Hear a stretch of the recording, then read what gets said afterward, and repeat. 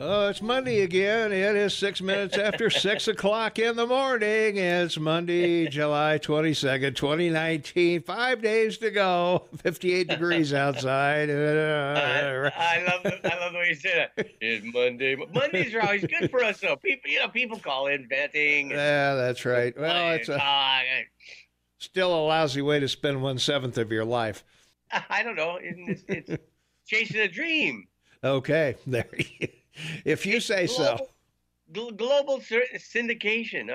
That's a great dream. Global syndication. I'm sure that's where we're headed. I'm sure that's where we're going. Well, we are. We're on the internet. Well, that's true. Yeah, we're worldwide. So yeah. I guess we've got that going for us.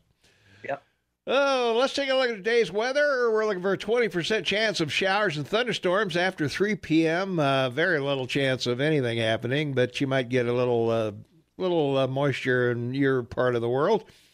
Sunny with a high near 89 degrees today. Winds will be out of the south, 5 to 7 miles an hour, light and variable. And then tonight there's a 20% chance of showers and thunderstorms before 11, mostly cloudy, then gradually becoming mostly clear with a low around 59 degrees. So that should be pretty nice. Winds still 5 to 10 from the south. Light and variable, and could get some gusts of 20 miles an hour, but that's no big deal. In looking at the rest of the week, man, it is nice. No rain, no snow, no hail, no nothing. Tomorrow's high is 87, and Wednesday 87, Thursday 84, and sunny. Friday 86, mostly sunny, and Saturday, 81 and partly cloudy, and Sunday, it is 80 and sunny. So, pretty good week for you to come to town. It is, yeah. It should be a nice drive. It'll be hot, but it'll be a nice drive. It'll be a nice drive. You got to drive from Vancouver to Bozeman? Yes, yes, I am. All right. Down through the border to Seattle, Tacoma, and then head east on Highway 5, right? Isn't it? Well, 5's north and south, but... No, 90 then. Yeah, 90's. 90, yeah.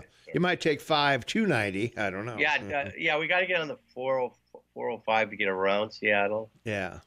In the morning. We're going to leave like early morning, like 3 or 4 in the morning to get by. Seattle's a nightmare. Oh, my God. Yeah, so you won't be here Thursday. I will be here Thursday afternoon. Yeah, so, I mean, you won't be on the show Thursday. Oh, that's correct. Thursday morning. No, probably will. Unless I just call in and say hi from my cell on the road on the road. I don't want you talking on your cell and driving. I won't be driving at that point. Yeah. Well, if you stop for breakfast somewhere, you can call in for a couple of minutes. Otherwise, we'll persevere without you on Thursday. In case you don't know what we're talking about, Friday the 26th, Shane is going to be here, and he's going to be in person with us on Friday morning. And at 6 o'clock in the evening, we're going to be at the Grand Tree live and in person, and for a little get-together with listeners. If you want to check out why Shane is like he is, you'll be able to figure that out, I guess. And how big Tom is and why he is. Right, yeah. What's going on? So we hope you'll be there. We have a place set up on our website that you can RSVP, and we wish you would, so we know how many seats to have. And just go to KMMSAM.com and look on the What's Hot bar for Tom and Shane, an evening with Tom and Shane, and click on that, and it'll give you a place to put your name down and number of people coming and all of that. So be pretty cool. So we'd love to meet you, and come on out and see us. And if you're not on the computer, you can do it on a smartphone. If you're not on the smartphone, you can email us. And if you're not email, then you can call us either on the air or off the air, either one. Yeah, that's right. Yeah, if you don't want to be on the air, that's fine. Call us during commercials or news or whatever, and we'll get you set up. So, yeah, because we'd like to know. We don't want anybody standing along the walls or, sitting on the floor. That'd be rude. So we'd like to know at least how many folks are coming. So by all means, let's do that. Temperatures around the area right now. Livingston is 49, and Manhattan is 51 and clear. Three Forks 51. Gateway is 51 also. Ennis is 52, Big Sky is 46, and at the airport in Belgrade right now it's 53 degrees and clear. We're right at 59 degrees here. Pretty warm over here in Bozeman, so we're pretty happy with that. And as I say, we're looking for a high in the high 80s today. Wow, so going to be a nice day. It's growing season. Going to be a nice day out there. Our poll question of the day, which of these phone brands is your favorite of all time? We got Samsung, Apple, Google, and LG, and take your pick or other, whatever you think they would work for you. And right now, Samsung's in the lead, 66%, over Apple at 33%. So, but the tallies are early at the moment, so. Yeah, well, with this issue with Huawei and what's happening, I think I picked Samsung for a couple of reasons. Number one, it's made in South Korea because then I don't get anything from Japan. That's right. Good. Yeah. And Samsung does all the screens, all the screens for cell phones and TV films. So, that's the most important part of it. So, that's why I like Samsung. I think I don't like. I have a problem with the operating system that iPhone has. I like their operating system in their computer, same thing. Mm-hmm. But on a phone, it creates issues for me. Okay. There you are. All right. Well, our Friday poll, should the federal minimum wage be $15? 70% said no, it will hamper teens getting their first job. Only 12% said yes, it's long overdue, and four replied other, and some of those others were no, it would only cause higher prices, fewer jobs, hurts the poor. There should be no federal minimum wage, and it's not the job of the federal government to set wages. So those were the other answers. Well, there you go. And the Democrats got it done because, they made the commitment to do it. So where will it go? Not very far, because the Senate's not going to approve it. No, I don't think they will. So no, I don't think that is going to happen. So not likely. No, I don't think so. No. All right. Well, on this day of history, I don't think we can start a day in history without the English, can we? I don't know. Well, what? Nothing happened in Antarctica or Canada or any place in the 1500s. Come on. Yeah, exactly. 1587, a second English colony, also fated to vanish under mysterious circumstances, was established on Roanoke Island off North Carolina. What was the other one that vanished? Well, the original one was set up by John White. This was set up by Francis Drake. So he came over, dropped off John White and his folks in 1585, and a year later they weren't in a good shape. So he took some people back home and came back, and it was gone. And then set up another one, and then it disappeared. But most likely due to irritation with the Croatian, Indians. Indians. I think the Indians came in and took everybody away, or made them slaves, or whatever. Killed the men. Killed them, Killed the men, took the women and children. Same thing as in Africa. Same thing. Yeah. Okay. 1796, city of Cleveland was founded by General Moses Cleveland. Now, this is what I like, because this is a great American story in that at this time, there were all these guys that were going west into Ohio Valley and all these areas, and they were doing it, basically to grab land, right, to start creating a story. So anyway, the Connecticut Land Company, led by General Moses Cleveland, a Indian war hero, and his surveyors on the Cuyahoga River, established Cleveland, named it after him. Nice city, about 800,000 people to the city. The surrounding multiple area, or the surrounding municipalities, about 3.5 million. But yeah, as you know, Ohio is a major middle of the heart country state. And can't win the election if you're Republican without winning Ohio. Got to win Ohio. I know they misspell Cleveland, does not spell like his name is. So That's right. Yeah. All right. 1933, American aviator Wiley Post completed the first solo flight around the world in 7 days, 18 and a half hours, and eventually died in a plane crash with none other than the comedian, movie star, and favorite son, Will Rogers. Mm-hmm. Yeah.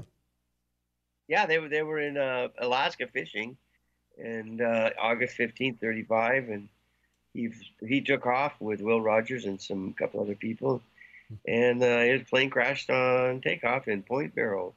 But did you know about the fact that he also developed pressurized suits, and he discovered the jet stream because That's right. he flew Discovered the jet stream. So pretty smart guy, this guy. Yeah, he was.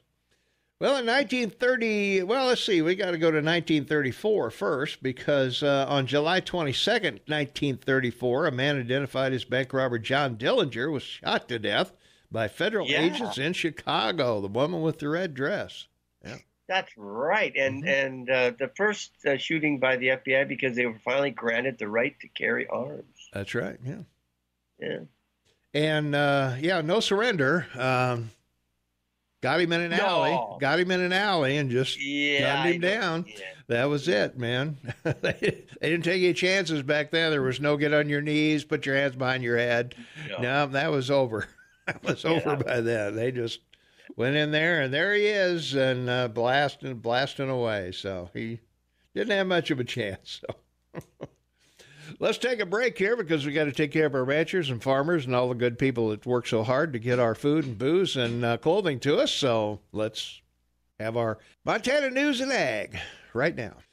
It is 23 minutes after the hour of 6 a.m. It's Monday, July 22nd, 2019, 59 degrees outside. Shane Matavin on the line with me. Tom Eagle, your morning mayor in the house. And this is the KMMS Morning Soapbox with Tom and Shane. 1943, Shane, American forces led by General George S. Patton captured Palermo, Sicily, ahead of Monte.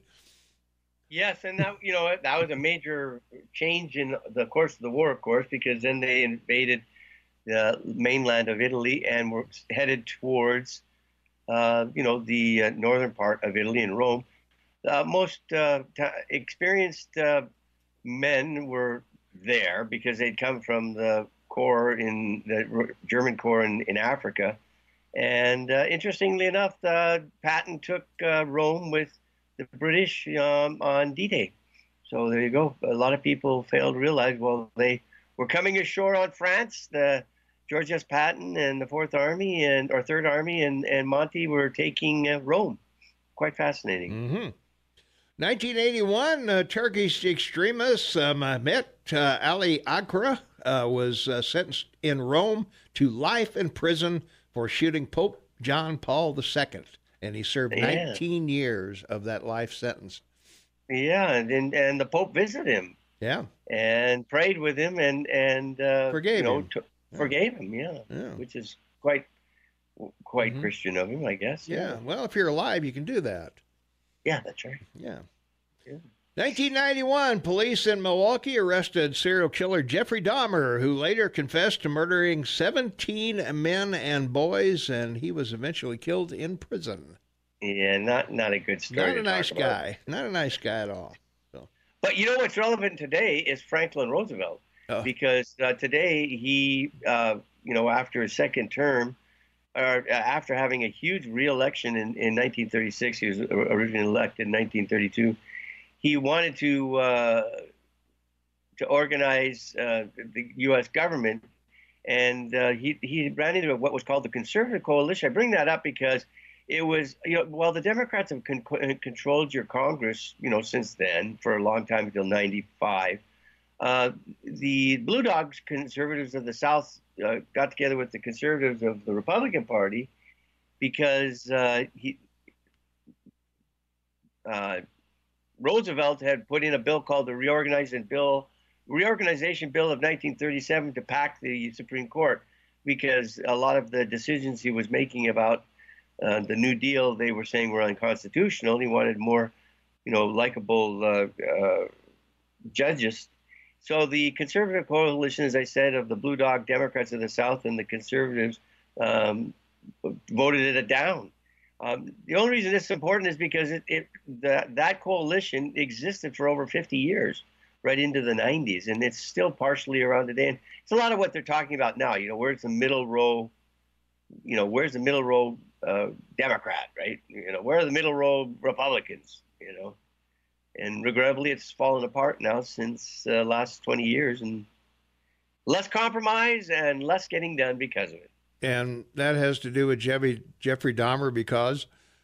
Oh no, it's just that's today is in history. On today was the day that he filed that. Okay. The Reform Act, yeah, and I thought it would be interesting. The reorganization bill of 1937 he filed today. All right, yeah. 1994, O.J. Simpson pleaded innocent to the slaying of his ex-wife Nicole Brown Simpson and her friend Ronald Goldman. Yeah, if gloves don't fit, you must have quit. Yeah, you must have quit. Yeah. 1995, Susan Smith was not so lucky. She was convicted by a jury in Union, South Carolina, of first-degree murder for drowning her 2 sons, and she is serving life in prison. Wow. Yeah. Yeah, not a good thing also, either. Not a nice girl, yeah. No, not a nice girl. Well, in 1998, Iran tested a medium-range missile capable of reaching Israel or Saudi Arabia. And what was that, 11 years later, or 11 years ago? Right. And now we're still battling Iran over their nuclear situation. So apparently they got a missile done that can do it. So all they need now is the uranium, and go for it. That's right. And, their GDP has dropped from 1.5 trillion in 18 to 484 billion in 19. Yeah. They've gone from 18th to 27. They're a one-trick pony. Yeah. They're resource-based, which is oil, 82 million. And, when the mullahs took over back in the 70s, 73, I think it was, the population was 38 million. So a lot of the people that were there, when it happened are pretty well gone. And most of the people that are there now are born, and they're not happy with the mullahs right now. So, they're millennials, baby. There you are. All right, we got to go, and we've got Montana State News, we got Fox News, we got the weekday weather and other stuff. So stay tuned. We'll be right back following all of that. So here you go. All right, it is 24 minutes before the top of the hour. It is Monday, July 22nd, 2019, 60 degrees outside. Shane Matavin on the line, half man, half amazing from beautiful Vancouver, British Columbia. And Shane will be here next week. He'll be here Friday morning at 6 a.m. with me. And at 6 p.m., we'll be live and in person at the Grand Tree. We hope that you will join us. We're having a little put together for our listeners, and we'd like to have you join us out there at the Grand Tree in the Highlight Room at 6 p.m. And if you could RSVP us at KMMSAM.com, look for the What's Hot bar, and you'll see an evening with Tom and Shane. Click on that, and there'll be a place for you to RSVP, because we need to know how many people are coming so we can have adequate seating for everyone. And we'll have some fun and do some stuff and meet people and answer questions and whatever you guys want to do while we're there, we'll do it. So we are happy to meet with the folks, and we've got a lot of RSVPs so far. So we just need to know. We don't want you standing along the wall or sitting on the floor or, whatever. So by all means, get over to either your AM 1450 KMMS app. You can do it there. You can certainly email us at tom@kmmsam.com, tom@kmmsam.com. Don't forget the AM. You can call us. If you don't have computer access, you can call us on 522-TALK. And, if you don't want to be on the air, call us during the news or call us during commercial breaks or whatever, and we will get you taken care of. So by all means, if you want to spend a little time with Shane and I, we will be at the Grand Tree, 6 p.m. It's a free event. We can't charge you, so come on down, and, we'll have some fun. So, all right. Well, student loans, Shane, man, those things are getting big. 1.6 trillion in student loans, and everybody wants them forgiven. And oh my gosh, what are we going to do with student loans? So they have an act they're trying to get passed. They want the federal public service loan forgiveness program. I don't know. You take out this loan and you get some kind of degree that won't pay the loan back. What's the story? Well, that's exactly right. And the difficulty that everybody has in this issue, which came up at a hearing with that wonderful gal from California, not even knowing what was going on with the banks, when, she said, what are you guys doing about all these student loans? And they all looked at her and said, we're not providing student loans anymore. The U.S. government's been doing that since 2004. And so the problem is, once again, it's this is like so many other examples of agencies. Like, remember the $500 million your President Obama gave to loan to a what do you call it? Solyndra? Solyndra, thank you. And, here you are again. The government decides to take over, which clearly was something not working for the banks because they knew people. It was, bad. The default was, pretty high. Huge. Yeah. So now you got a 1.5 trillion. Mm-hmm.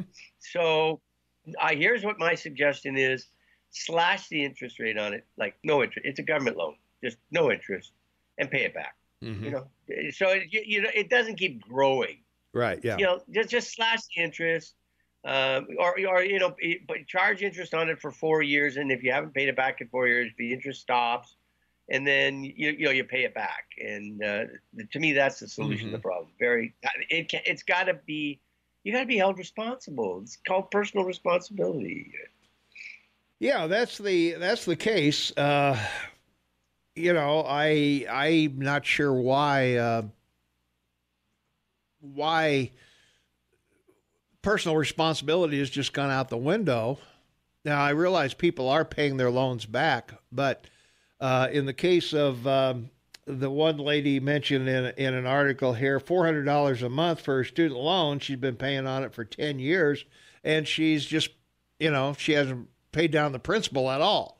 Yeah. No, because it's buried in the interest. That's the issue. Yeah, it's sort of like a home loan. Your first 10 years of your 30-year loan, you're just paying the interest. You're not paying the principal because the bank's got to be paid back first. And same with the government. But in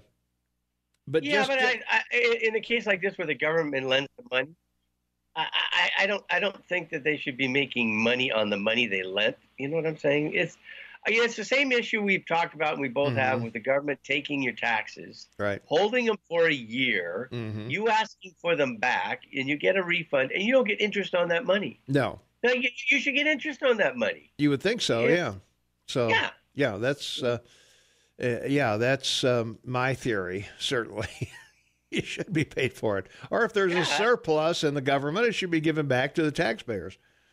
Yeah, that's should true. be returned. I agree. Yeah, should be returned. And the same thing with this. I think student loans should be based in part on the possible job you're going to get. What your payment or what your for example, a liberal arts degree shouldn't have as big a loan as a science or math or, engineering or science degree should have. That's because correct, you're going to go out into the public or private sector and you're going to make six figures. Yes, you'd like to think so. Well, in many cases, depending on what the job is. Yeah, that's right. Yeah, the fewer people that can do it, and the more demand there is for that job, the more it's going to pay you. Of course, yeah. So, but technology is changing all that, as we know. Mm-hmm. And as we've discussed, the legal profession is completely upside down right now. Yeah, because of IBM's new computer. Sure. And so, I mean, everything is changing rapidly. So you have to pick a sweet spot where people are needed and will be needed for a long term. Sure. But a lot of the problem with this is a lot of this was a mispromise, because a lot of this were private colleges, online colleges, small colleges that, offered to take people in. And then, they're the ones who basically put all the paperwork together for you to sign to get the loan. The loan, yeah. You didn't do it; they did it, because that's what they. So the beneficiary of this have been those entities, and with no liability, and that's another sad thing too. Sure. Yeah. All right. We got to take a quick break. Shay, there's a caller on the line, so if you could take care of entertaining them, we'll be right back. 11 minutes for the top of the hour. It's Monday, July 22nd, 2019, 59 degrees outside. Tom and Shane are on the air, and we got a caller waiting on the line, Shane. So let's take a call. 522-TALK is the number, 522-8255. Caller, you are on the Morning Soapbox with Tom and Shane. What's up? Well, these people that take out these school loans, they don't just spend it on school. No. They buy them cars, and they buy them this, and they buy them that, and they loan it to their friends. And my point is that if you don't have to pay anything for it, you're just going to give it away. Yeah, you don't have you don't have skin in the game if you just walk down there and it's like free money. It always annoys me that it's always somebody's complaining while other people manage to pay it back. Mm-hmm. And many people do. It's like those tax things where, I got, they saved me, $50,000 on my taxes, while the rest of us had to pay the whole dime. Mm-hmm. I think that's very unfair that they get over on their taxes and their school loans. Like I said, most people have to pay those back, if you want to get anywhere in life. So, giving them free money is, they're not going to spend it on what it's for. And then, if you can say, in 4 years, if you don't have it paid back, well, they'll just wait 4 years. Why should they pay it back? There's no incentive there. Exactly. And So, they made the Thanks for the call. Yeah. Oh, sorry. Appreciate it. Mm-hmm. Go ahead, Shane. The contradiction is that 30% of college students that go to school do not incur any debt, which is interesting. When they either have family help them, or scholarships, or they work, or they live at home, and in some exactly. cases, if you're local, there's much less tuition if you're local than there is if you're out of state, and things like that. So. Right, and the reason this has become a policy discussion, particularly during the debates and this election, is because 45 million people have student loan debt. Mm-hmm. And now these are people getting into their later 20s, early 30s, may or may not have a family, or can't afford a family because of it. So, it's a number, 45 million, a lot of votes. You tap into that and actually get them out of their basement or off the couch or whatever and to vote. Yeah, that's a winning number. All right, we got to take another quick break. We'll be right back. 4 minutes before the top of the hour, it is Monday. It's July 22nd, 2019, 60 degrees outside. Looking for a high in the mid-80s. Shane Montalban on the line with me from Vancouver, British Columbia. Half man and half amazing. Tom Eagleoff, your morning mayor in the house, and this is the KMMS Morning Soapbox with Tom and Shane, and we're happy to have you along with us. Thanks for joining us and spending your morning with us. And well, we were talking about student loans, and I don't know about this forgiveness, Shane, that you just wipe it off the books. I mean, the money was there, the money was spent, and somebody's going to be out because of that. And in most cases, I guess it'll be the taxpayer who immediately put up the money. And what is that going to do to your national debt? Is you just going to, with a snap of the fingers, go to $24 trillion? Well, it's already part of the national debt. It's Well, I understand that. Yeah, it's 10% of your national debt. It's yeah. over 10%. Yeah. Well, we're thinking about getting it back. But, well, yeah, but yeah, I agree with you. I think the interest rate ought to be zero and pay it back, man. And every dime goes to the principal. And yeah, I agree with you. As much as we'd like for the government to make a profit sometimes and put it toward reducing the debt, the national debt, that is, they don't seem to do that. It seems that, okay, well, whatever we collect, we spend that on programs to buy votes, and then we borrow more. Well, it now becomes a political issue. Mm-hmm. And so the only answer the Republicans have is to say, well, when we take back the House, we're going to legislate no interest on all student loans. And so all the money that you pay will go for the principal, and you'll be able to pay it down quicker. But it is debt that needs to be repaid to the Treasury. And, you took it in good faith, so you should pay it back in good faith. And then, go from there. But you can't ignore the 45 million people that owe the money. So, the Democrats have given them an answer. Oh, we'll give it to you. We're going to cancel it.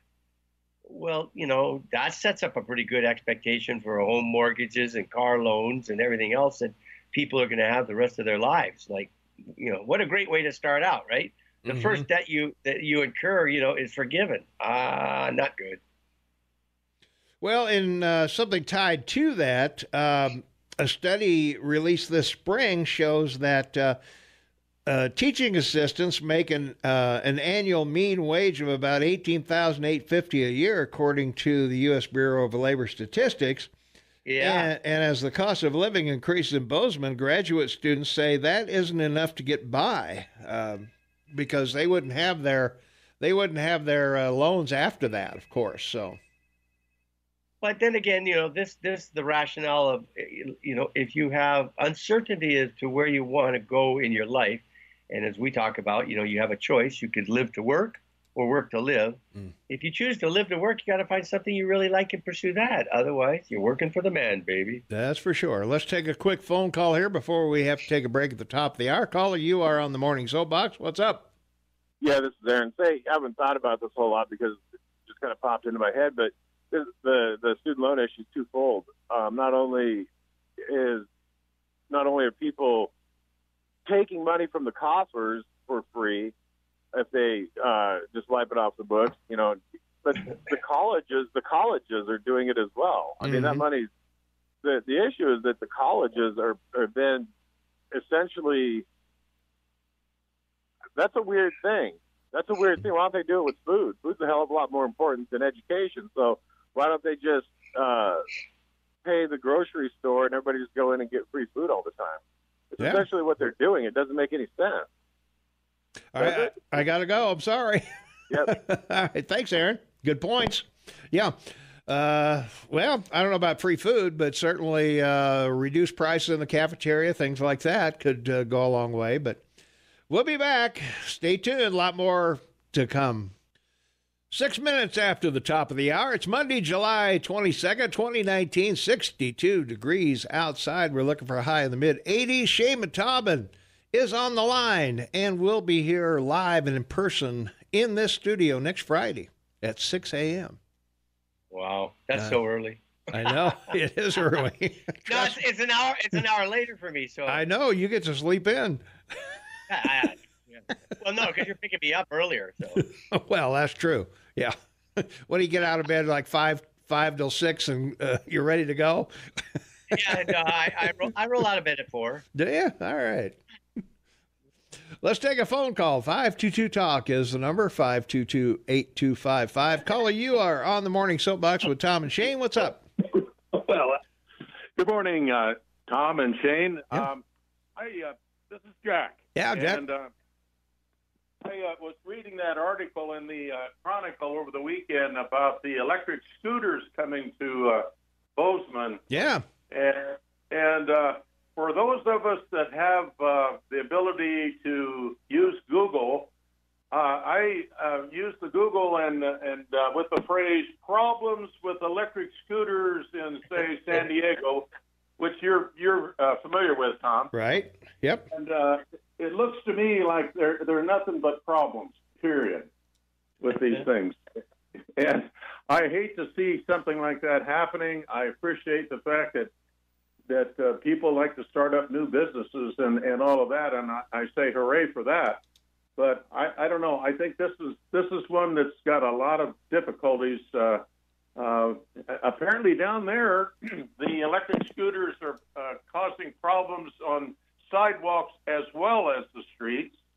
And I'm just saying, look out, folks. There's problems on the horizon. Yeah. Well, they're not supposed to ride them on the street or on the sidewalks, rather. We also have bicycles that ride on the sidewalks and aren't supposed to, but and skateboards as well, I guess. So this is just going to be one more thing you're going to have to dodge.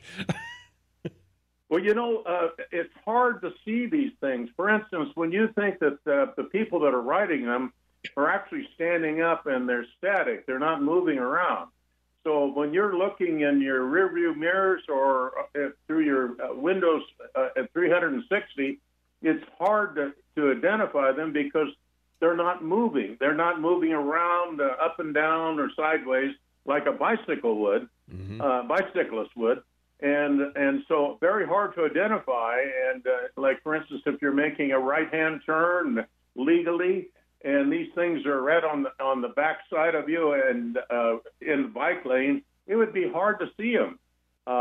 So that's just one issue. Some of the other issues are about the people that use them. A lot of times leave them in or near locations called nests, and that's where they gather these things together, and people can come up and use their iPhone or other kind of smartphones to initiate them to move and go on down.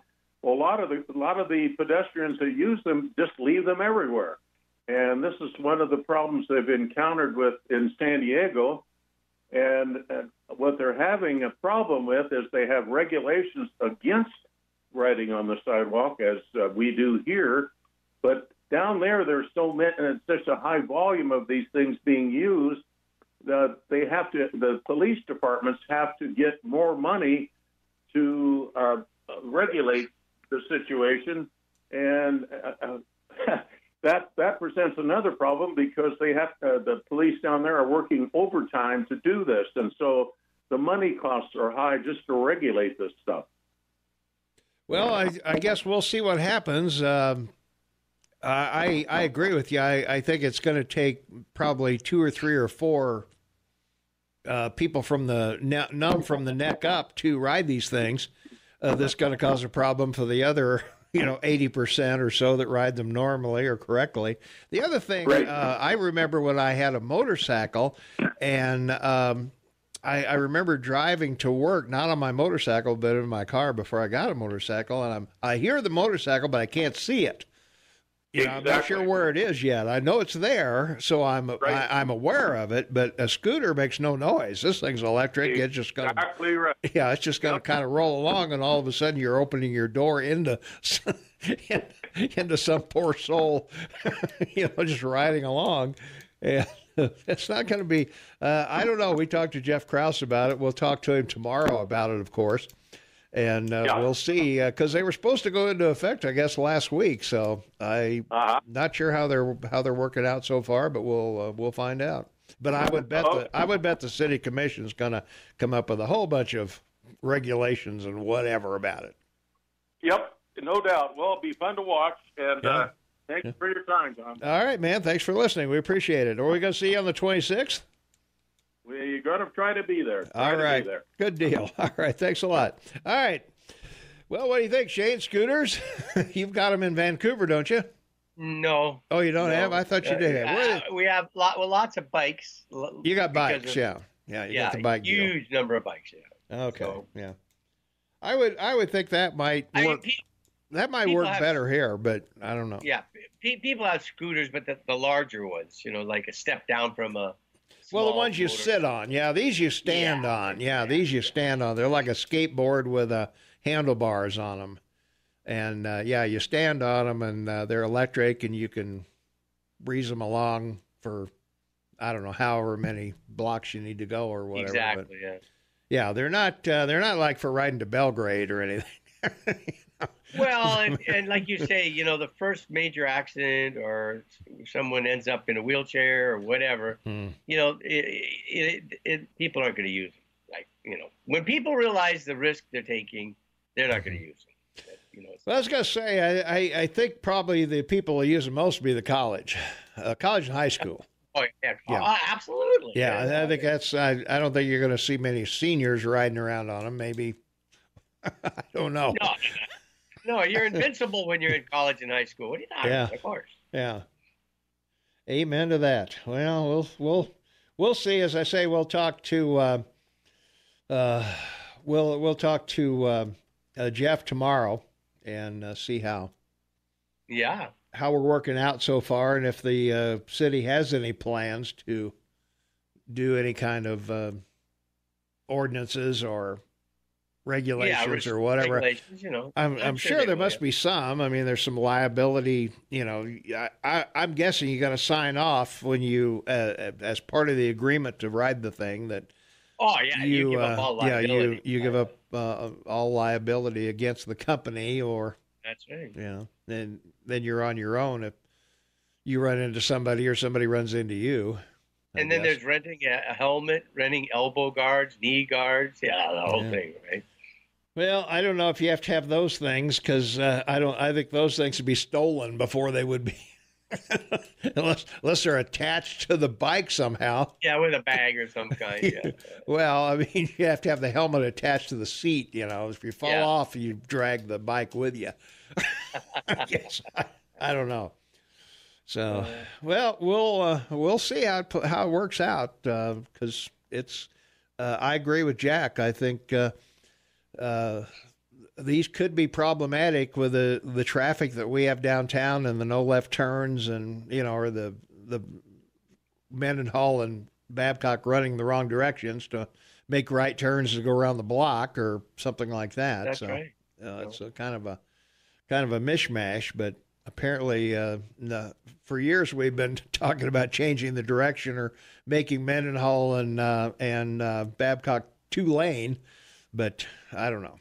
Well, it's like, what are they going to do? Paint the sidewalks right side, this way, left side that? Oh, the middle lane is for bicycles and scooters. Really? Well, I don't know. If they jump onto the sidewalk with these things, that's really, really dangerous. Well, and I think some people will think they can. A lot of people think bikes are okay on the sidewalks, and they're not, and skateboards are not. But people do it anyway. I mean, there's bike parks on the sidewalk, so people tie it to a lamppost or whatever, and that's what we're looking at as we go along here with these things. So I don't know. It'd be interesting to see. Thankfully, I think they're only seasonal, and they're only between sun up and sundown, so they won't be darting around traffic after dark, which will be a good thing, I guess. Yeah. And as I say, you'll pick it up at MSU, ride it up to the Rock and R, and spend the afternoon there, and then try to get home. try to get back to the Sola Cafe or wherever they're parked. Yeah, exactly. So, yeah, it's not easy to have a designated driver on your scooter. Yeah, because I don't think the electric scooter will pull two. I don't know. Maybe it will. Yeah. Maybe it will, or it won't go very fast. So. You may have to skateboard home, and that could be interesting. Exactly. That would be, going down 11th, back weaving in and out of trying to stay in your lane when there's four of them there. I don't know. I don't think that's going to work. Unintended consequences, right? That's what we're talking about. That's for sure. All right, we got to take a quick break. It is Monday, July 22nd, 2019, 17 minutes after the hour. We'll be right back. 19 minutes after the hour, it is Monday, July 22nd, 2019, 63 degrees outside. We're looking for a high in the mid-80s today, so should be pretty nice out, sunny, not too much chance of rain, maybe a little hail or snow. But other than that, A little hail. Just a little hail. Well, hail or snow, yeah, it should be fine. Pea-sized hail. We don't want golf balls, just pea-sized. That's right. Pea-sized hail and about 6 inches of snow. That's a forecast. So, no, I don't think so. Now we're going to have pretty nice weather here for Shane's return to Bozeman. He's coming to Bozeman on Thursday, and we're going to get together here on the air at 6 a.m. Friday morning, and we're going to be at the Grand Tree at 6 o'clock on Friday night in the highlight room. So we hope you will join us, and we'd love to meet you. And whatever questions you have for us, we'll have a Q&A, and I don't know, some other stuff we'll do. We'll try to be entertaining more so than we are on the air. I don't know. Yeah, exactly. Right. I don't know. We'll tell jokes, maybe. I don't know. We'll do something. I just need to do a stand-up riff. That's what I need. That's what you need to do. Yeah, we'll do a little Canadian stand-up with Shane. Yeah, whatever. So we'll see. Yeah. Now we got a couple things we'll chat about. We'll plan something between Friday morning and Friday evening, so something in there. But anyway, we would like for you to RSVP if you're going to attend this big gala at 6 o'clock on Friday the 26th, coming up this coming Friday. And we'd like to get RSVP so we know how many seats to have. We don't want anybody standing on along the wall or having to sit on our laps or whatever. Well, I mean, Shane's single. You can sit on his lap if you want to. So yeah. Right. Yeah, sure. Yeah, okay, that's good. Interviews from my lap. Wait, that sounds like a book. It does. It sounds like a TV show, yeah. Yeah. But anyway, you can RSVP us really easily. Go to KMMSAM.com and click on the What's Hot bar. You'll see Evening with Tom and Shane, and it'll ask you name and a couple how many people are coming, and so we can have adequate seating for you and make sure that everyone is comfortable and have a good time. So go to KMMSAM.com, look for the What's Hot bar, and click on Evening with Tom and Shane, and or on your smartphone at AM 1450 KMMS. Either way, it'll work. So there you are. It's that easy. All right. Other things in the news. Story Hill Park opened, Shane, 60-acre park, ready to go. And everybody's over there having a good time at Story Mill Park. I think that's probably easily the biggest park. Well, I don't know. The Gallatin County Park may be bigger, but you figure 60-acre park, that's 60 football fields, folks. That's 60 football fields. That is a pretty good-sized piece of ground. Yeah, pretty good size, pretty good chunk of coin to fix it too. I was going to say, $20 million, I think, or something like that was spent on this thing, and of course, coming up on the ballot, your mowing fee will be on there, $200 a year, or another $16 a month pizza money. So, that's right. So somebody's going to have to maintain that park of 60 football fields. So Let me tell you. I don't know. We'll have to talk to Jeff about that, about what are we going to do? We got to have a golf course type mowers out there. Wouldn't you like to know who got the $20 million? Well, the people who planted the grass and made the hills and all that stuff. That. Yeah. Well, what are you asking for then? Well, who got them, and over what period of time? Like, did they spend this $20 million in a year, 2 years? It's been just like 2 years, right? I think so. Yeah, at least that long. So that's $10 million a year. Yeah. Well, we'll have that's almost $1 million a month, Tom. We'll put that on Jeff's list. Story Mill Park. Where'd the money go? Who to? And, yeah. I'm sure some of it was probably tips, so some of it was tip money, Don't you always tip the kid that mows your grass extra $5 or something? Yeah, right. Yeah, sure. There you are. Yeah, he's only got his costs and no one to pay. Yeah, that's right. Yeah, that would be it. So I don't know. It's when people cut my lawn, I said to them, okay, here's the deal. You cut my lawn, it's an A, a B, or a C cut. Oh. And they'd say, what does that mean? I said, well, it depends on how you cut my lawn. An A, you get paid less than a C. So you want a C, show me what you do, right? Well, they would get out there, and then I paid them accordingly because, if they just did a C's better than A? oh yeah, and so if they just did a roundabout and How come A is not best? How come C's best? Because it grew in value. Cash, baby. C stands for cash. Okay. That must be metric. That must be the metric alphabet, because here I would say an A cut would be pristine, perfect. No missed spots, string trimmed perfectly along the fences, and all of that would be an A, and then a B would be less, and then a C would be, you're getting like, I think you should pay me for the C. ABC, the C cut for cash, baby. Okay, well, I'm glad that you made that clear to them. Oh yeah, of course. Because I don't think I would want them going for an A, thinking they're going to get the most money for an A. Yeah, well, they came out and they trimmed around the rocks and they, cleaned around the edges and. Well, yeah, you got to do all that stuff. Yeah. Yeah, you got to do all that stuff. Yeah. Yeah. So, all right. Well. Okay, explain to me how this study in Montana found out that Montana hospitals charge 3 times more than Medicare. Ouch. Well, just what Medicare charges, what Medicare will pay, and what the hospital says they need. Yeah, they need to keep the doors open. They're a nonprofit, so they got to keep the doors open somehow, and that's where they are. So that's why all the doctors are there in the hospital. They're not out in private practice anymore, and all that contributes. Plus, you got to pay for the uninsured folks as well at the emergency room. Yeah.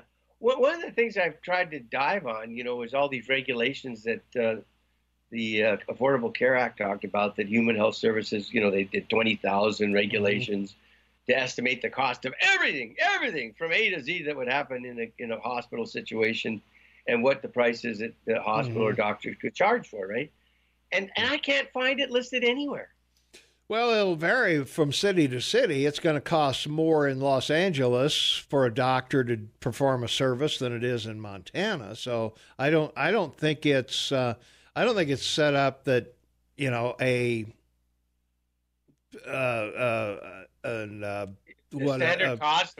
diagnosis, for example, wouldn't be the same price in Bozeman as it would be in at the Mayo Clinic, or So you don't think the price of like replacing a knee like you had done should be the same cost across the board, or not? I don't think so, because you couldn't live. The cost of living in Bozeman is going to be a lot less than it is in San Francisco or Los Angeles or someplace like that. So why would a knee surgeon be there if they're not going to be paid accordingly? That's true.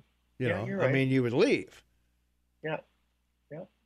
Well, there's that orthopedic clinic up in Whitefish. That those doctors 30 years ago came to Whitefish because they love to golf and they are ski. Mm-hmm. Yeah. Well, that's the advantage. Do you if you want to come here, knee surgery here is probably a lot more of it because of skiing, skating, snowboarding, horseback riding, hiking, whatever. All of those things would contribute to knees or, ankles, hips, whatever. Right. So there may be more opportunity here to do more of that than there is in Los Angeles. I don't know, but. The great thing about their clinic is that, professional sports guys came from all over the world to go there because they were the best. This is the place to do it. Yeah. All right. There you go. All right. We got to duck out of here.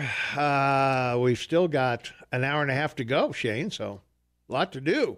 So, well, we come back. We've got to talk about Livingston. We've got to talk about, I don't know, a lot of things to talk about over there. They're nuts. We'll be right back. 23 minutes before the top of the hour. It is Monday, July 22nd, 2019, 65 degrees outside right now. And Shane Matavin on the line with me from Vancouver, British Columbia. Tom Eaglehoff, your morning mayor in the house. And Jeff Krause will be here tomorrow at 8 o'clock. So we're making a list of things to talk to Jeff about. If there's any city things that we need to chat with Jeff about, by all means, let me know. And 522-TALK or email at tom@kmmsam.com or our text line 478-8298 or our app chat line on your smartphone right next to the listen button. So all kinds of ways to reach us. Indeed. Yeah. And to participate. Yoo-hoo! And to participate any way you would like. We can do it all here. So by all means, give us a ring, give us a chat, give us something. Last week we were talking about on this day in history. We were talking about the battleship Bismarck, Shane. Yes. And yes. the battleship sunk by the Bismarck was the Hood. That's it. Yeah. Very good. So good for call. Thank whatever you. from our chat line, chat line, I should say. And brand new, like it was on its maiden voyage when it was sent to sea and got whacked by the Bismarck. Yeah. Let's go to the phones. 522-TALK is the number. Calling you on the Morning Soapbox with Tom and Shane. What's up? Hey, Tom and Shane, it's Jerry. Hey.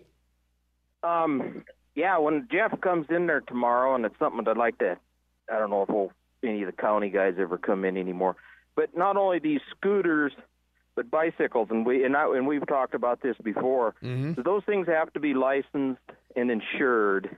I mean, it just they're driving down the street, wearing out the pavement. If you take enough of them, they'll make up the same as a car.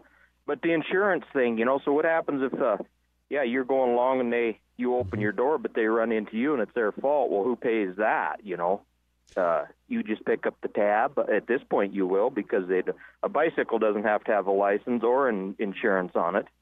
And I'm assuming these scooters may not either, but I don't know. Yeah, I'm not sure about the scooters. I think when you rent it and use your smartphone, I'm sure there must be some kind of contract, like a rental car, right? That you assume responsibility right. for the damage to the scooter or whatever, and hold the company not liable if you're injured.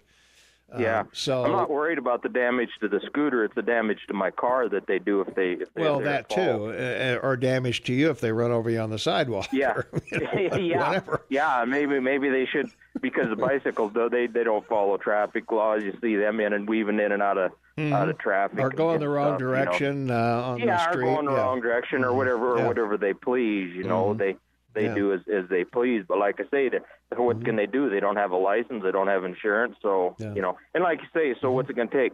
3 or 4 more city cops to police these guys? Well, who's going to pay for that little fiasco? So anyways, that was just, I was going to say, if Jeff comes in tomorrow, ask him about licensing insurance, not only on the scooters, but on bicycles too. Okay. So. Yeah. I've been a fan of licensing bicycles, here, because so many people ride them, that I agree with you. I think there should be something that says, here's give them a ticket. I mean, you can give a person a ticket. You just do it with their ID, obviously, if they're riding improperly, But I think it ought to go a little further. That if there's some kind of if that bicyclist caused an accident because they run a red light or whatever, there should be some accountability there for sure. Yeah, I mean, that's just my opinion, and like I say, so now we're having to build all these bike paths. Mm-hmm. Well, who picks up that bill? To build those. So, anyways, just ask Jeff if he comes in about license and insurance on both of those things, I guess, Tom. So maybe you'll see you down there. Hopefully, you'll be able to get away and get down there and see you two characters down there. I hope so. Friday night. Hope you can. Okay. All right. Thanks a lot. Guys. All right. Take care. Thanks a lot. Yeah. Put that on the list for Jeff tomorrow. Bicycle insurance and licensing. We'll see if we can talk to him about it. So we'll see how what he has to say about that. But these liability things, we're a suit happy society, I think. We're always looking for ways to, regulate people, slow them down, speed them up, put them somewhere. So we got to take another quick break, so stay tuned, and we'll be right back with more right after this. 13 minutes before the top of the hour. It's Monday, July 22nd, 2019, 67 degrees outside. Shane Matobin on the line with me from Vancouver, British Columbia. Tom Eagle, your morning mayor in the house. And this is the KMMS Morning Soapbox with Tom and Shane. And we will be live in person at the Grand Tree this Friday at 6 p.m. in the Highlight Room on the Convention Center side of the Grand Tree. So we hope y'all can make it. RSVP, please, if you would, to KMMSAM.com. Look for the What's Hot bar at an evening with Tom and Shane. Click on that, and it will take you to a form for the number of people we need. So we want to have plenty of seating for you. The phones are lighting up, Shane, so let's take a phone call. 522-TALK is the number. Caller, you are on the Morning Soapbox. What's up? Good morning, guys. Hey. So you got a couple of these Democratic presidential candidates proposing free everything for everyone, like free college, free medical. And they call this Generation X. It's more like the entitlement generation. Should be Generation $. Yeah, they think they do everything. Just we're entitled to anything we want. Don't they realize, for one, when someone doesn't work for something, they don't appreciate it. When my husband was going to college, he had a partial athletic scholarship. And besides that, he worked 2 part-time jobs to put himself through school. When I was in college, I actually spent some time at a private college, but to make it affordable, more like a state tuition price, every student worked in some department of that college. So, and when you work for something, you appreciate it a lot more. You put sweat and blood into it, and you appreciate it. I just don't get this entitlement thing. I'm sorry. I hear another phone ringing, and that's... There we go. Sorry. Yeah. Somebody, was that you, Tom? Somebody wasn't going to wait for you, so... Sorry about that. That's messing up my thoughts. Yeah, well, that one there, too. Sorry about that. And so... You have this entitlement generation saying there's all this discrimination against these refugees, against these law-breaking aliens. The only discrimination that there is, actually, when you think about it, is against the Euro-whites that came over years ago. Yeah, if you're a white Christian, you're at the bottom of the totem pole, pretty much, in the discrimination list. If you mention Ellis Island to these millennials in this entitlement generation, they think that's a vacation spot somewhere down in the Caribbean. They don't. That's very good. They have no knowledge of their history. You're right. They have no knowledge. People had to come over. They had to be vetted. They had to pledge allegiance to the Constitution. Quarantine, and they had to have sponsors. Yes, they had to have sponsored. They had to have arrangements so they knew where they were going to be living. There were no freebies given out. We had to work for it. We had to have our own arrangements. They had to pledge. They had to pledge to fight our wars if called upon. The only discrimination I'm seeing is that the Euro-whites that had to work for everything, they're being discriminated, if you look at it that way, because every now and then they want everything for free. It's crazy.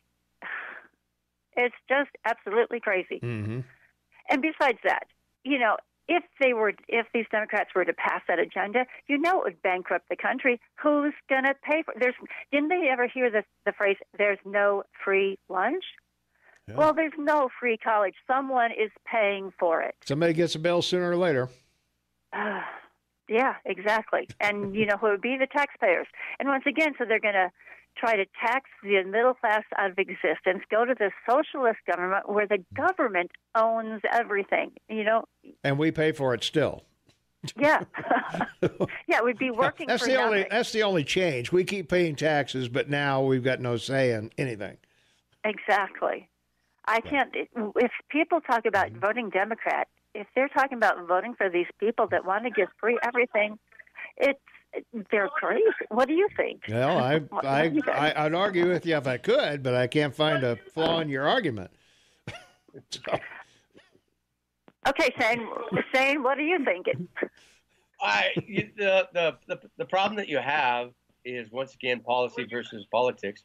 And the Democrats have nothing really to run on except an agenda of we will buy your vote. I mean, that's basically what they're saying. Yeah, College students, there's 45 million of you that owe 1.6 billion or $1 trillion. We'll cancel that. Well, yeah. Well, why? If you're 45 million strong, who would you vote for? Yeah, there you are. Hey, if you get the free stuff, why would you not want to keep the same people there? That's right. Exactly. That's our issue. And someone who says, well, you got to work a little bit. You got to put a little sweat and blood and, sweat equity into this so you can have it. Who's going to vote for that? They don't want to work. There you go. Even though anyone with a clear mind would say when you work for something, it's a much better system because then you appreciate it. You own it. You have ownership in that. Yeah, you put in sweat and equity and made it happen for you. So. Exactly. You can be proud of it. You're not, a couch potato somewhere just sucking the life out of the country. Yeah. Excellent call. Thanks for the info. Okay. Appreciate it. All right. Shane, we got a caller waiting. If you could help them out, we'll be back in about a minute and a half. So hang on.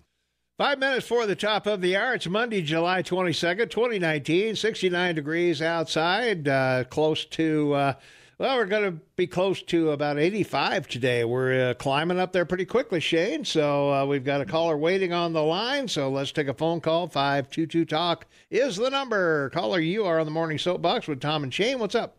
Is this the soapbox this morning? This is the soapbox this morning, man.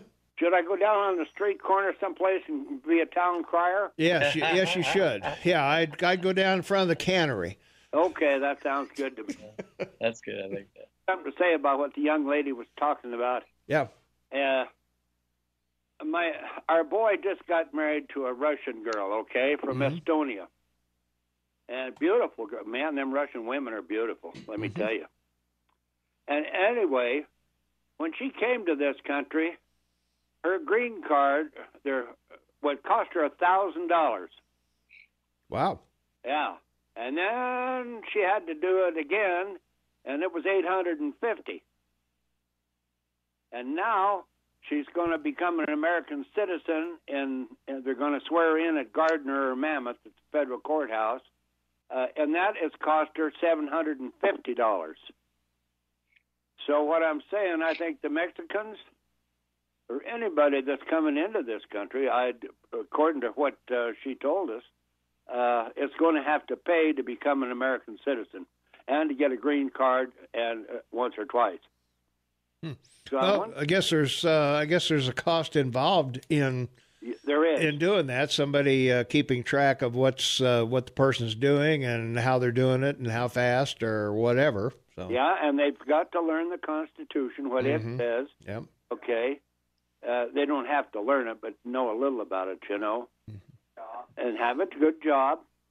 And I got my wife back here telling me what other things I should have to know. But anyway, they have to have these things, and they got to have a good character and no criminal records of all. And so that's all I know about that.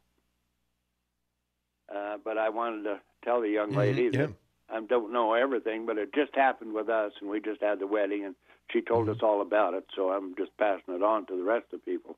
Yeah, I would think that there's an application process, and I would assume there's probably some payment involved somehow. Yeah. As to what for classes or whatever the requirements are. And here's one other thing I wanted to say. When everybody went to college when I was a young man, it was about $750 a quarter. You there, Tom? Yeah. Yeah. And nowadays, look at how much it is. Oh yeah. my God, it's unbelievable. Well, that's one of the things about we were talking about with the student loans. Some of this needs to be heaped onto the college for their, for their problems. What they have to, just tuition need to be as high as it is. Does housing need to be as high as it is? Do all these costs that you pay into with student loan, do they all have to be as high as they are?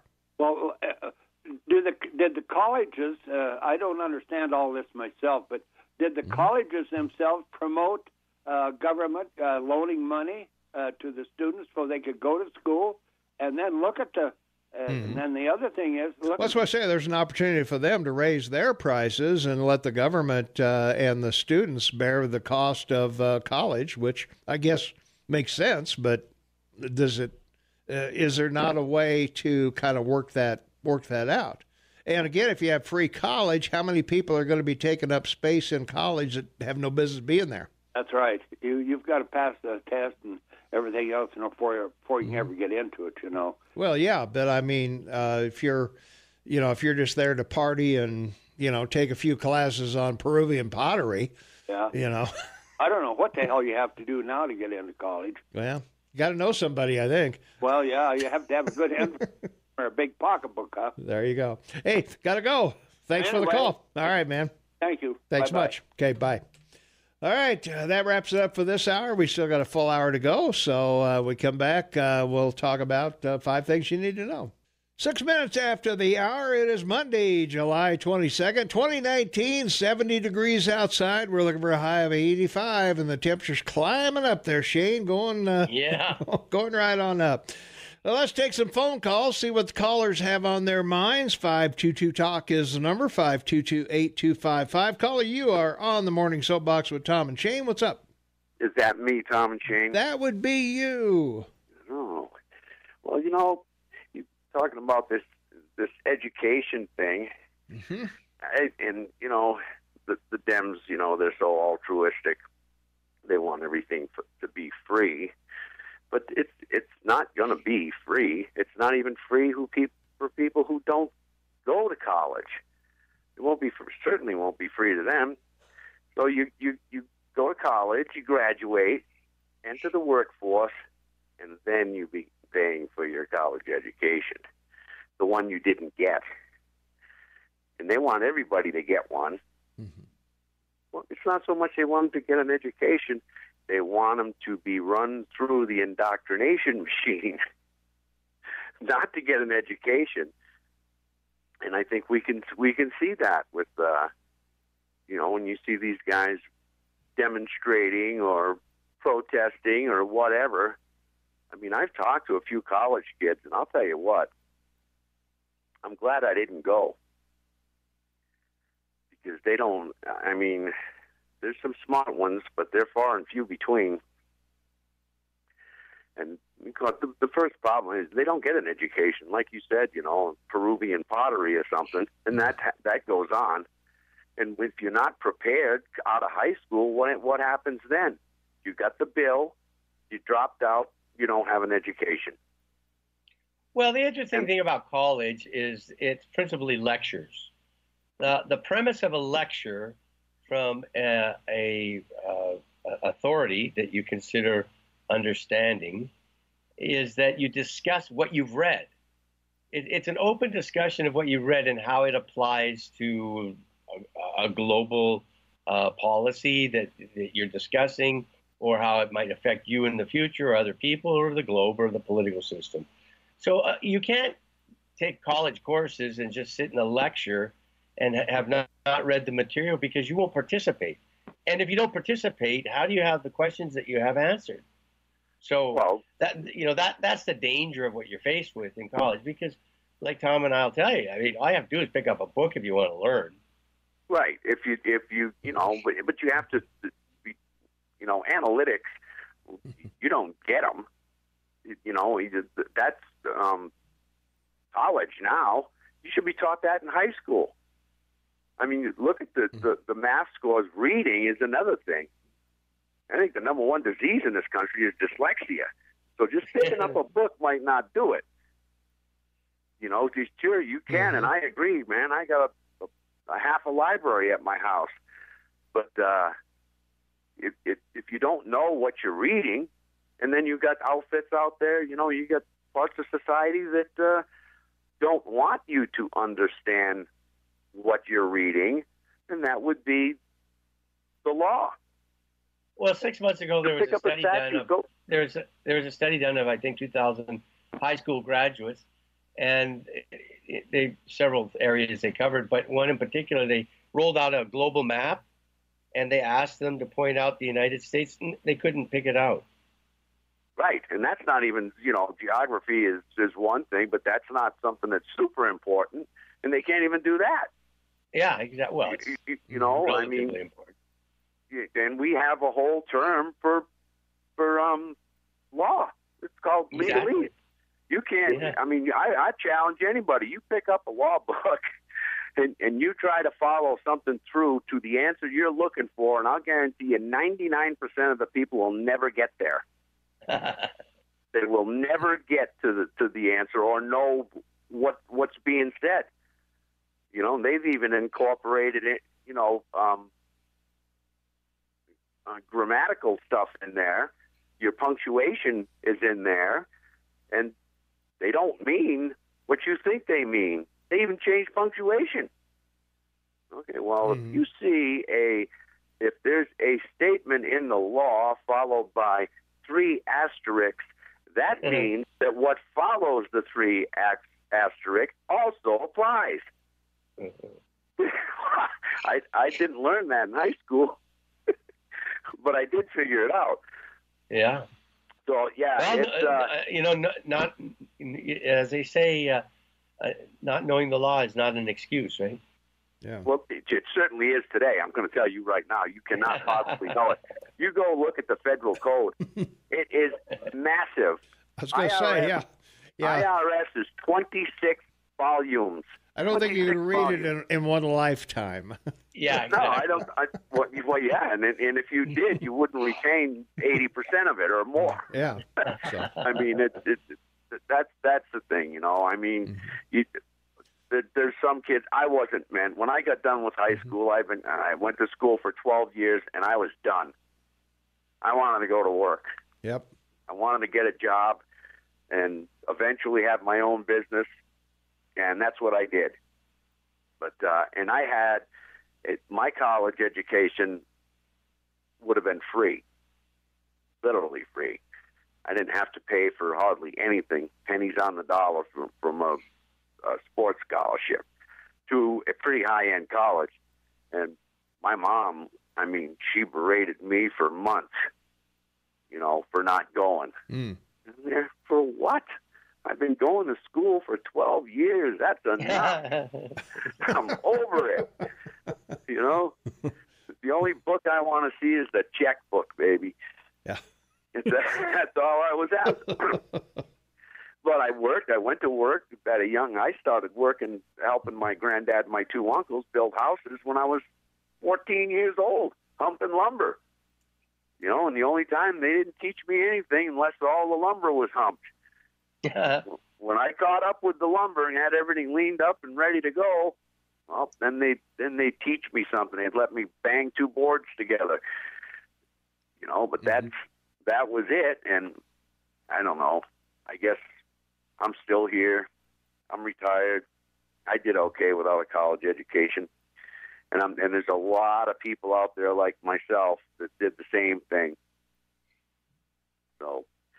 I just don't think it's. I agree with you. College isn't for everyone. Oh, absolutely not. It just isn't. You know, when you sit there, you know, 6-7 hours a day for 12 years, man, if you're not over that after 12 years, I think there's something wrong with you to begin with. Well, college is a little different. You may only have 1 class a day or 2 a day. You know, right? It's not but, like but you gotta walk. You gotta walk a mile from one to the other. Well, that's true. Yeah, you get your exercise. I guess. Yeah, from the parking lot to wherever you're going, or your dorm room, or whatever. Yeah, that's certainly true. Anyway, that's my wrap on that. Wrap for the day? Their indoctrination centers more than they're for education. They're for indoctrination as far as I'm concerned. And we see the proof out on the streets every day. Mm-hmm. Yeah. Anyway, you guys have a great day. Go out and enjoy the sunshine. All right. We're going to do that. All right. Thanks, See you Pete. Friday. All right. Yep. Thanks, Pete. All right. I was looking up while Pete was talking. I wrote a blog on this, believe it or not, Shane, 5 years ago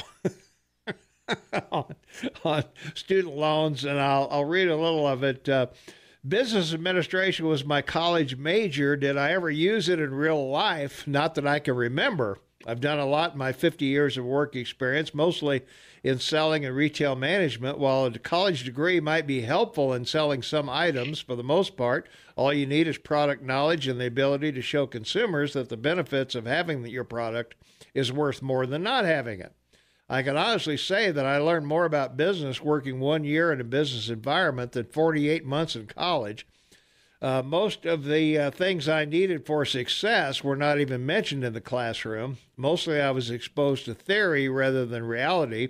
Education sticks with norms. Real life sticks with nonconformity and chaos.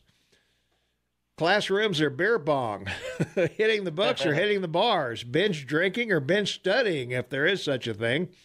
Our average 20-year-old takes off the cap and gown and enters the workforce about $30,000 in debt with zero assets and no practical experience doing a single productive thing other than listening to boring professors spouting the same nonsense they spouted 10 years ago. In many cases, they hit the streets with outdated information. Can you think of a better way to start a productive life than drowning in debt and having a high level of alcohol tolerance? If you plan to be an engineer, accountant, attorney, doctor, or math whiz, there's no question that a good education can give you a good starting point in life. Those are professionals where on-the-job training is not available nor desirable. College can be rewarding and a memorable social experience. Contacts you make in college can come in handy in the future. Lasting friendships and possibly your life's partner might be found somewhere within those ivy-covered walls. The most critical thing I learned in school was not stuff. Not sure how knowing when the War of 1812 occurred will help me solve a personal problem. The critical thing I learned in school was how to learn. Where to go to find the info I needed to make informed decisions. I never picked up a textbook to find that kind of info. The real difference between life and education is life gives you the test first, then provides the materials you need to pass. Perhaps that's why failure comes before success in the dictionary. So how's your learning coming? And that's my post from 5 years ago. And it's still true today. Still on the mark. All right, we got to take a break, and we'll be right back with more right after this. Stay tuned. 20 minutes after the hour of 8 a.m., it is Friday, July 22nd, 2019, and 69 degrees outside. Looking for a high in the 80s today, so pretty nice outside. Sun shining. Michelle Wolf is over there working hard, playing hard rock stuff. I don't see her bouncing around, so she must be doing commercials or something. I don't know. She's just humming away in her head. She's having a high old time over there, so pretty exciting. So, yeah, there we go. All right, from our text line, 478-8298, we had a couple of callers in the previous hours talking about legal immigration and green cards and all of that. So the texter says, I think it is very obvious that the previous female caller was comparing the legal immigration process, where green card, or the citizenship process, to the illegal process happening at the border. What the male caller was describing is completely different than what is happening at the border. Amazed the usually astute male caller doesn't get that. Duh. So I'm not sure what the male caller was talking about, but in the last block, I was talking to a caller that didn't want to go on the air. Her message was that she goes to La Jolla, California in the winter, and it was, quote, you do not want scooters. She said, it's a constant problem. Every day people are hurt, and there's accidents all the time, whether it's pedestrians or people on the scooter. So there you go. All right. Yeah, La Jolla was first place my wife and I lived in California. That's why I thought you'd like that story. I thought I'd like that story, yeah. Yeah. What a dump we stayed in, though. Holy. Yeah, It's a wealthy part, but yeah, it was the Roach Motel, man. It was the Roach Motel. You were there for the sunsets. Come on, give me a break. Yeah, right. It was. Now we were there for the sunrises. Well, no, we weren't. No, be we dangerous. Be dangerous. Yeah, that's right. Now it was sunsets on the West Coast, I guess. Yeah, I know. That's why I said. That's why you said it. I know. Yeah. Okay. Yeah. Well, other things we've got that we've got to talk about, Shane. One of them is the and if I can find it here, whatever I did with it, I don't know what I did with it. We were talking about I want to talk about the Iranian British tanker, the Iran and the British going at it. The Stena. The Iranians took it with 23 people, and it's now under Iranian control. Yeah. Yeah. Now, how does Britain retaliate? What do they do? Well, there's not specifically anything that they can do to retaliate, but I believe that this is an effort for Iran to engage someone because they tried to with the U.S. and it hasn't worked out. Yeah. They want to pick a physical engagement with somebody. Yeah. They're in serious trouble.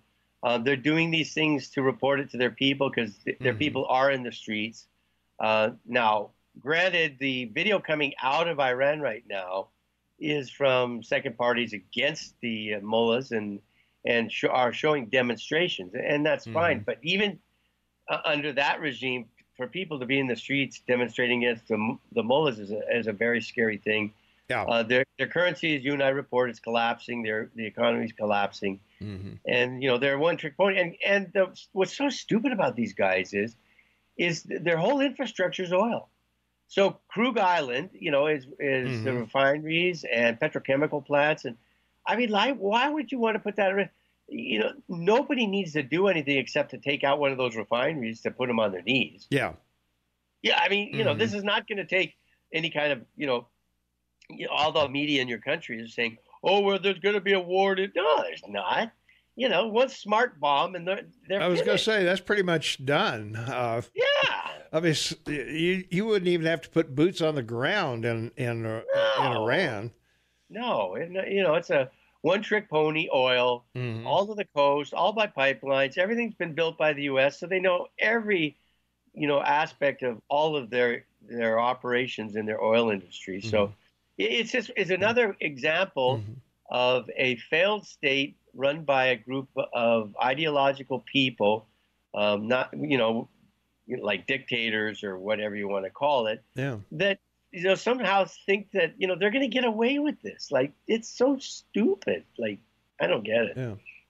Well, I don't either. I presume they can trade the oil tanker back to Britain for Britain taking the sanctions off that the U.S. have imposed, and I that's the only thing I can think of. It's a hostage negotiation that is probably going on because you're not gonna attack Iran for taking a tanker, just like Trump didn't attack because there was no loss of life in the tanker attacks.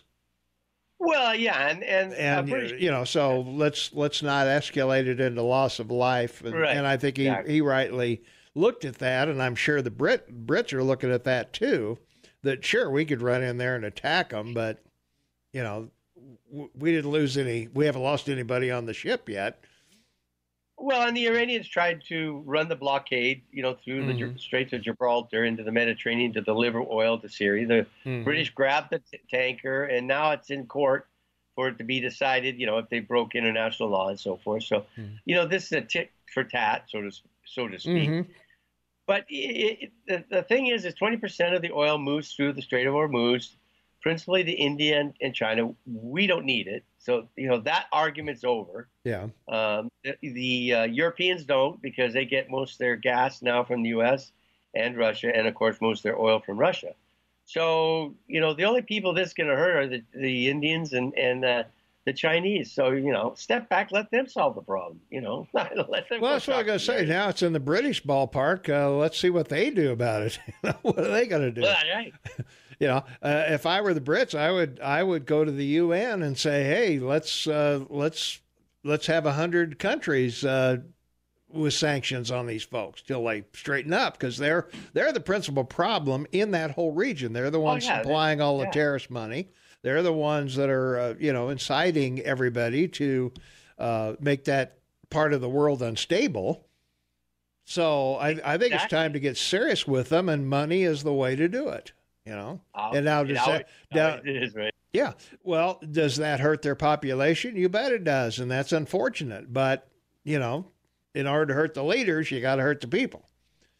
Well, they say the Ayatollah gets up every morning in Qom, and the first thing he does is find out what the price of chicken and eggs are in Tehran.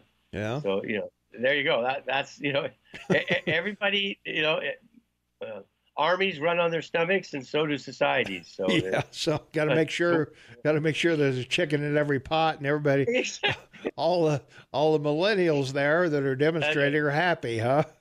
A chicken in every pot, free or not. Yeah, I guess so. Now, I don't know. I think sanctions are the best course of action for them. Of course it is. There's no reason. But will Russia and China and everybody else adhere to them? And probably not. That's the issue. They're going to trade with somebody who's going to violate the terms of the sanction, and are we going to impose anything on them for doing that? Well, as we talked 3 weeks ago, when the president of Iran announced that if Europe didn't come up with a deal to continue trading with Iran, then they were going to start producing uranium. Well, that breaks the deal. Yeah. So, and as I said, every eyebrow in Europe, they wiped, because now if he starts up that process, then they can all walk away and not have to worry, because right now Trump's told them, you deal with Iran or that's it. You don't deal with us. Yeah. Right. Well, we come back, we'll talk a little bit about that agreement, because there's some things in there that you need to know, and we'll talk about those when we come back. And we got Fox News at the top of the hour. We got Montana State News, got the weekend weather, or weekday weather, I should say. Weekends too far off to see. Yeah, exactly. But Shane and I are going to have a weekend with you Friday night at the Grand Tree Hotel in the Highlight Room. Shane and I will be live and in person. We need you there. We'd like to meet you, and we'll do some stuff there and have some fun. And we'd like to meet and greet everybody. So come on out. Go to KMMSAM.com. Look for the What's Hot Bar and Evening with Tom and Shane, and make an RSVP. We'll be right back. 24 minutes before the top of the hour, and it is Monday, July 22nd. We've had a caller waiting on the phone that Shane's been waterboarding. Let's go to the phones. 522-TALK is the number. Caller, you're on the Morning Soapbox with Tom and Shane. What's up? I just want to hope that you would drag Merkel out of the closet and slap her around a little bit. I know, yeah. Blindly going along with those four insipid cows that seem to be able to say anything they want to do anything they want to do, and Merkel ought to just shut up and take care of her own country. Yeah. And some of these other people, even maybe England or some of these other people in other countries, have just blindly gone. I tell you what, these women can get away with almost anything, it seems. Well, Europe has certainly gone socialist over the years. France was, Germany certainly is now, and England also. Pretty. I hope everybody's watching this. Well, the other thing exactly, yeah. What disturbs me is seeing Turkey, kind of not going along with us or cooperating with us on the F-35 or whatever. Right, yeah, we canceled that deal with them. Yeah, and now they're putting their arm around the shoulders of the Russians. Mm-hmm. Well, you go where you get what you want, I guess, and the Russians are more than happy to say, hey, we'll take care of you. We got planes, too. Okay, well, thank you, Tom. God bless. I'll see you Friday night. All right. Hey, thanks, Joel. Okay, thanks. Looking forward to it. All right, take care. Yeah, well, that was one of the other things I wanted to talk about was Merkel going along with the four women of the apocalypse, the Odd Squad. You know. Yeah, my demolition squad. Yeah, the demo squad. Yeah, I hope people are paying attention to these four women. You know, I really do, because that's the other side of the coin, I guess, when those of us who've grown up in a different America than we're seeing today, you know, a country of more innocence, of more patriotism, of more appreciation of what we've got. And I think a lot of that came from the immigrants who came to this country from other places, not to bring their country here, but to embrace America. And well, and I don't call them the demolition squad off the cuff. I do it for a reason. Mm-hmm. You know, they want to demolish your medical industry. It's almost 20% of your economy. They want to demolish the oil industry, the car industry. You know, most parts of the food industry. I mean, and the list goes on. You know, and so when you're listening to people who on one side are saying, "Oh, we're going to give you all this stuff free," and then on the other side, "But we're going to demolish how to pay for it." Yeah, it's like, you know, it's like the debates become the demolition debate. You know, you know, it's a clown car, you know, in a demolition derby. Well, it is pretty interesting to see how a party can realize, you know, if the Republican Party went Ku Klux Klan, you know, Aryan Nation right, I mean, that's what we're looking at on the left. Exactly. I mean, that's exactly what we're looking at. You know, I think most people on the Republican side, if we went Ku Klux Klan, Aryan Nation, whatever, most people would say, no, that's not what we want. You know, we want to be we want to be patriots, but we don't want to be patriotic that far. Yeah, exactly. We're not going quite there yet. But, you know, but when you go to the other side, that we're not going to be patriotic at all, that we hate America, that everything America stands for, we want to change, and we want to be just like Venezuela, or we want to be like Germany or Greece, or you name it. You know, we're the government's in charge of everything. The government takes care of you from the cradle to the grave, and everything is peachy keen because you got free education, you got free health care, you got all this free stuff. And what's the problem? That's right. In the second block, the discussion we had about the conservative Republicans joining forces with the conservative blue dog Democrats of the South for, you know, between 1928 and 1970, or, you know, whatever. Right. The reality is that that's come apart at the seams, and the Democratic Party has always framed itself around minorities. You know, the big tent, and we represent all these minorities, and we bring them all into the tent to join up because we're going to protect them.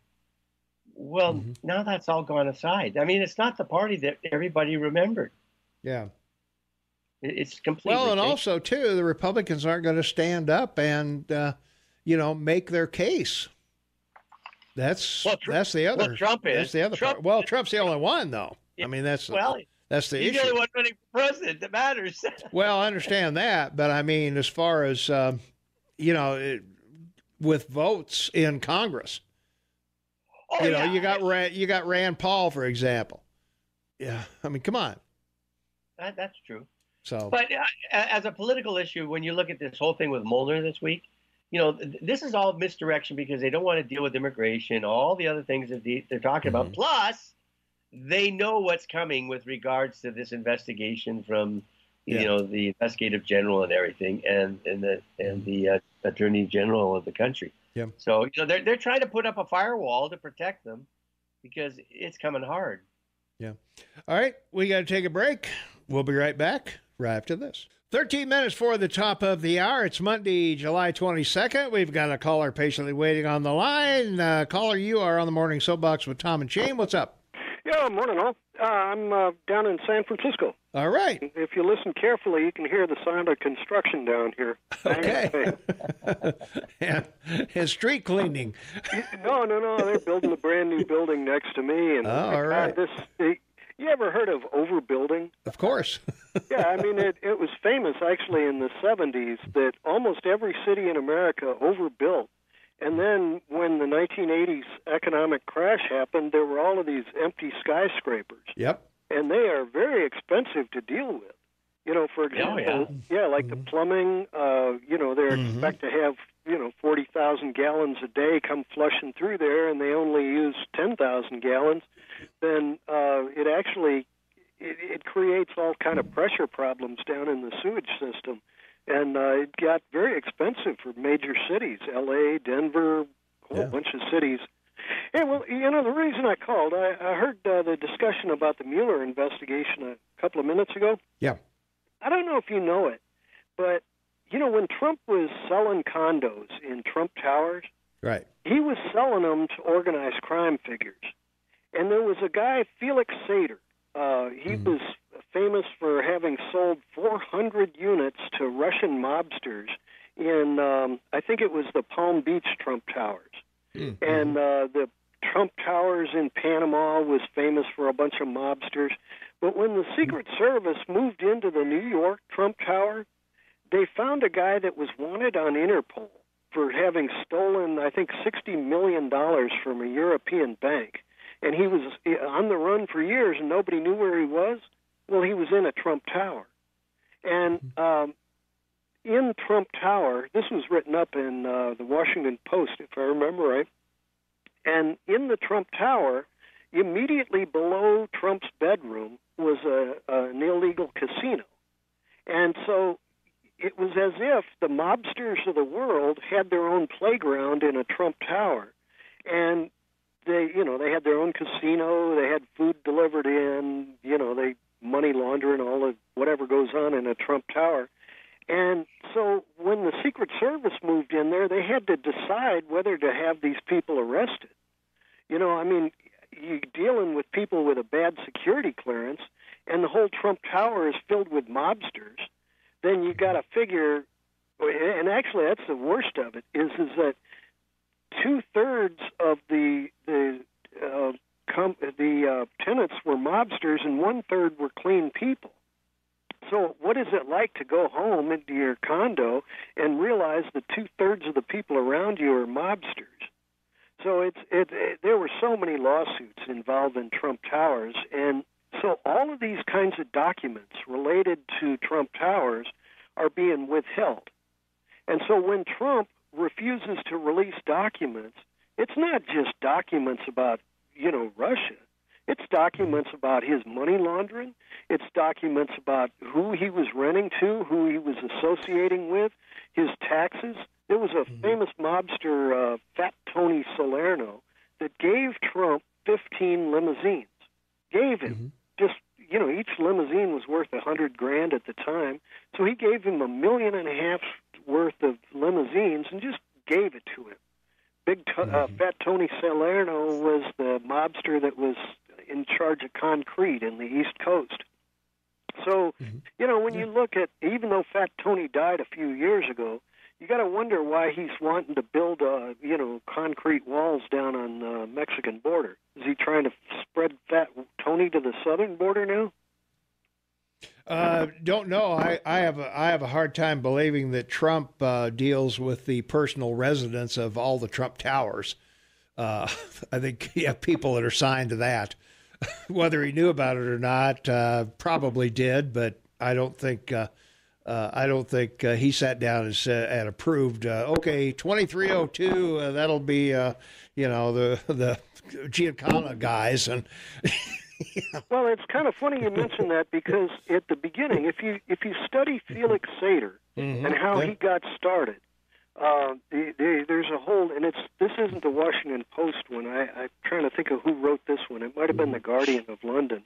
And Felix Sater was, kind of a mobster wannabe. Yeah. And he got hooked up with Trump because Trump was trying to sell condos in. Trying to think of, it was an island. Trying to think of which one it was, and the average price Trump was asking for was about $30,000 or something for a condo. Sure. And Felix Felix Sater says, no. Charge $250,000, flat $250,000 to start. You know, he bumps it by eightfold or something like that, right? Mm-hmm. And he said, and so then he starts selling them to mobsters that were looking for ways to money launder. And so Felix Sater may have been the guy that got Trump started with money laundering in the condos. Because wait. First of all, I appreciate your call, and I think it's great. But, you know, you're making a lot of accusations that have not been proven by anyone. Okay, so you're no, wait, let me finish. I listened to you for almost 5 minutes, so just let me comment. So, you know, you've made accusations, which is typical. You referenced no information, no court cases, no convictions, nothing that says this is what really happened. You're just expressing an opinion, basically, that you've referenced from something you've read. Number one. Now, number two. Assuming this is the way you feel about your president, so you're clear on it. Let's ask you a question now. My question to you is: how do you explain 60,000 homeless people in San Francisco defecating every day, causing the potential of massive disease in your city, and the environmentalists do nothing about it? Like 60,000 people defecating outside of a bathroom or toilet in the street that's going down into your sewage, and no environmentalist group in your city or state has even raised a red flag. What do you think about that? Are you concerned about that? Well, that's not true at all. As a matter of fact, we were decrying it 25 years ago. No, but they're not doing anything about it, correct? Well, that's not true. What are they doing about it? Well, if you want to read, Snopes, you can read a certain amount of the truth. But the fact of the matter is it not legal? Is it not legal? 9/11. Well, hold on. You want an answer, or you just want to rant? Well, but you're denying it. Is it not legal to defecate? I'm telling you, I'm not denying that part. Oh, okay. I'm telling you that from the start, you know, San Francisco is supposed to be the city of St. Francis, and St. Francis is supposed to be the saint for the homeless, the poor, and the animals, right? And so St. Francis, 30 years ago, had about 250 public toilets. They had them down at the beach and in the parks and in the bus stations and all the different places. I got to interrupt here, guys. I'm sorry, but I'm going to have to end it here because I've got a 5-minute break with a Rush update, and I'm going to run out of time at the top of the hour. Well, so 9/11 I apologize. 9/11 shut down the toilets because the terrorists might use the toilets. All right, I'm sorry. I got to go. That wraps it up for us. We'll see everybody Tuesday morning, 6 a.m.